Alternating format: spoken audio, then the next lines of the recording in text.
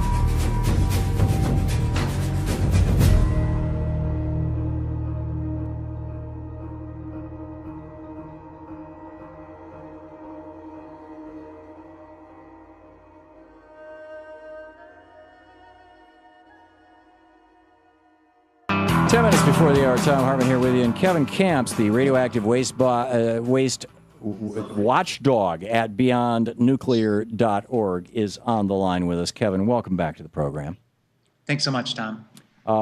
The Nuclear Regulatory Agency of the country of Japan today, I believe, or maybe it was yesterday, raised the nuclear alert. You can tell us all what the language is, but they kicked this thing up from a 1 to a 3. What's at Fukushima? What's the significance of this? What's going on? Yeah, the International Atomic Energy Agency, which is an agency of the United Nations. Supposed nuclear safety regulator, but it's a nuclear power promoter by mandate, has this International Nuclear Event Scale, INES. It's got 7 stages on it.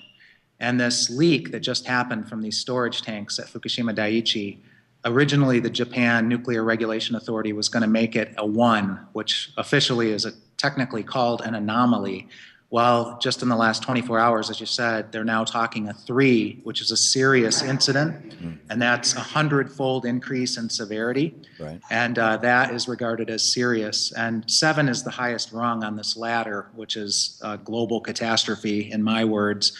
And only Chernobyl and Fukushima Daiichi have reached the 7th rung on this scale. But as a colleague, John LaForge with NukeWatch in Wisconsin put it back at the time, 2.5 years ago, well, there were 3 meltdowns and 4 explosions at Fukushima Daiichi. So isn't that at least a 3 times 7 or a 21 on this scale? So this latest leak of 300 tons of highly radioactive water into the soil, flowing now with the groundwater towards the ocean, you know, they call it a 3, but, you know, the ocean is just getting hammered at Fukushima. Is this a logarithmic scale, the way the Richter scale is? Yes, it is. Each rung on the ladder is 10 times more serious. Wow. So going from 1 to 2 isn't doubling it, it's increasing it 10-fold, and going from 2 to 3 is increasing it 100-fold from the 1 or 10-fold from the 2. And the Nuclear Regulation Authority has admitted, you know, 100-fold increase in the seriousness. Why has this not been called a 7? Well, you know, the 7 might be if another earthquake hits the site, and they have something like 262 of these giant tanks, the same design, the same size as the one that just leaked. So let's just recap this. Out of these 262 tanks, one of them just leaked. Just leaked what, yesterday, last week? How big is the tank? Where's the tank? In the last day or two, they've admitted to this latest leak, and it's 300 tons of highly radioactive water. It's giving off a dose rate of 10 rem per hour, and the way they discovered the leak were puddles on the ground giving off 10 rem per hour. You could get a worker dose, which is a high thing, within 5 hours, and you could get a fatal dose just standing next to a 5 rem puddle, you know, after a certain amount of time. Wow. And a rem, of course, is 1,000. I mean, there's 1,000. Is it 1,000 millirems or 1,000,000 millirems in a rem? 1,000. 1,000 millirem make 1 rem, and workers and 1,000,000 internationally are limited to 2 rem per year. Wow. Members of the public to a mere 100 millirem per year under normal circumstances. So this thing is giving off 5 rem per hour, I think is the figure. So that's pretty much the level of radioactivity that the core material itself would have, isn't it?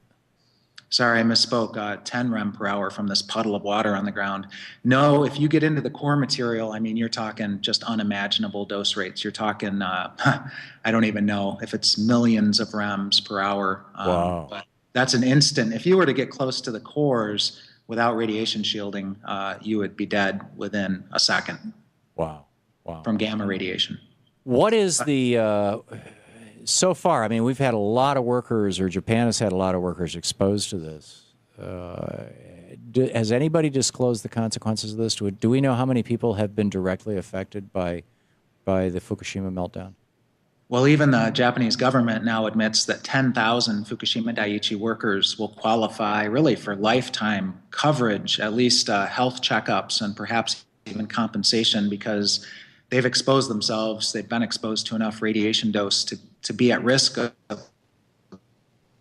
leukemia. And there's other categories, probably thousands of Fukushima Daiichi workers are going to qualify for it, but there have been probably 100,000 workers on that site, all exposed to varying levels of radioactivity. So again, they're going to make it difficult for workers to qualify for those benefits, unfortunately. What about the families who lived in this neighborhood when the plant went down and there was all that initial radiation that the government was pretending wasn't there?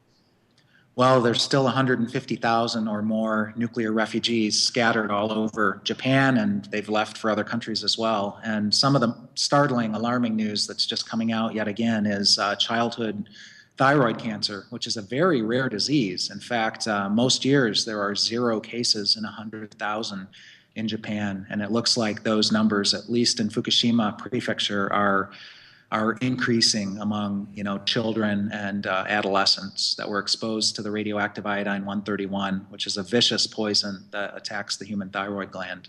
Right, right, and this is terrible. So, Kevin, what can they do? They've got these buildings that are tottering. They're on an earthquake fault zone. At the top of these 5-10-story buildings, they've got these giant pools filled with radioactive material.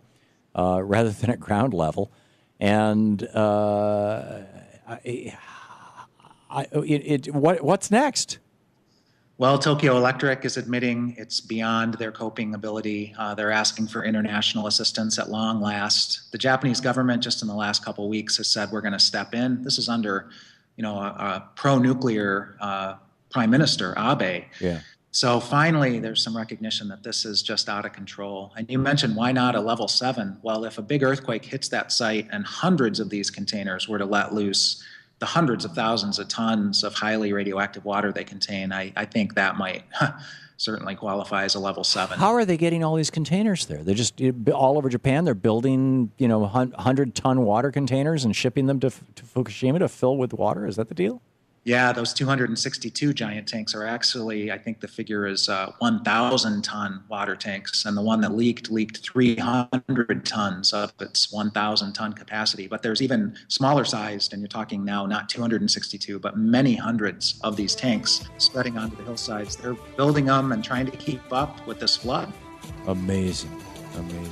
This is a disaster of unimaginable proportions, and it's a disaster that could happen at any one of over 100 nuclear power plants in the United States. And in fact, we have over 30 or over 50 nuke plants built in the same model as the Japanese. Which is it, Kevin? We've lost. We have 23 identical designs and another 8 that are very similar. Okay, thank you. You're listening to Tom Hartman.